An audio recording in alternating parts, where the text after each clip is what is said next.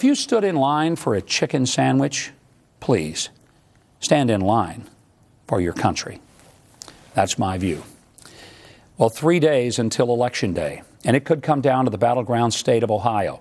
My first guess says that if it comes down to Ohio, we may not even know the outcome and who the next president is going to be until 10 days after the election.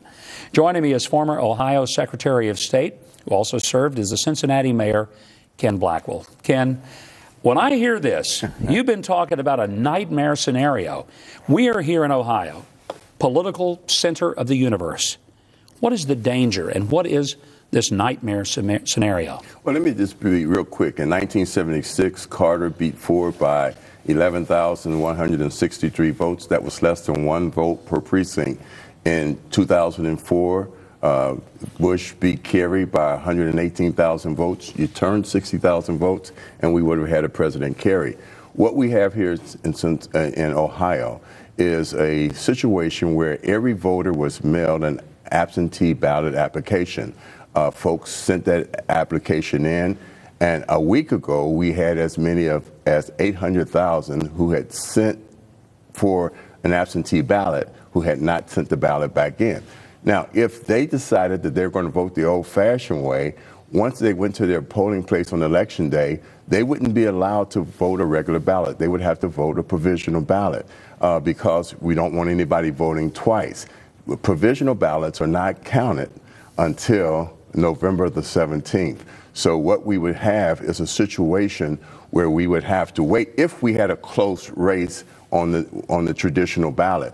Now, if Michael Barone is right, you know, it's a scenario that we can all laugh and joke about. If it's a tight race, it could be a long wait. You were Ohio's chief election official in the capacity of Secretary of State.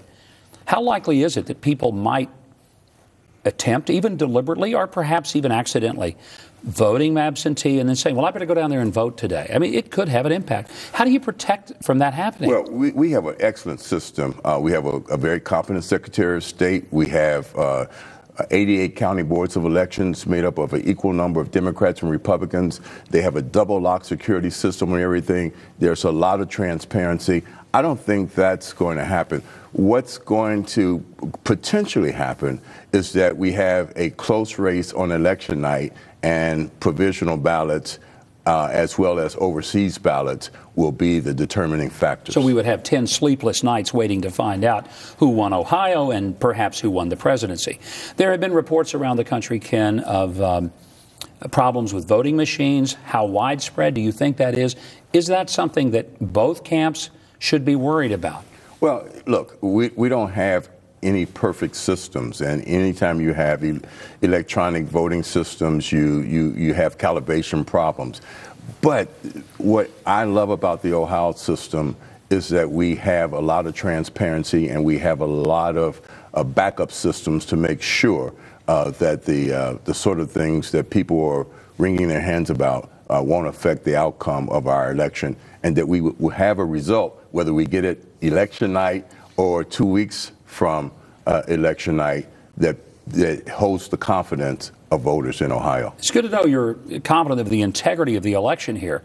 What are the issues that ultimately will move Ohio for either President Obama or Mitt Romney? There are going to be economic issues in the main, but the religious liberty issue is having an impact, and it's having an impact with categories of voters that the president thought that he had in his hip pocket: women, blue-collar workers, and the like. The Catholic Church going on the offensive to protect religious liberty in league with evangelical voters is a potential force that can change the result in Ohio.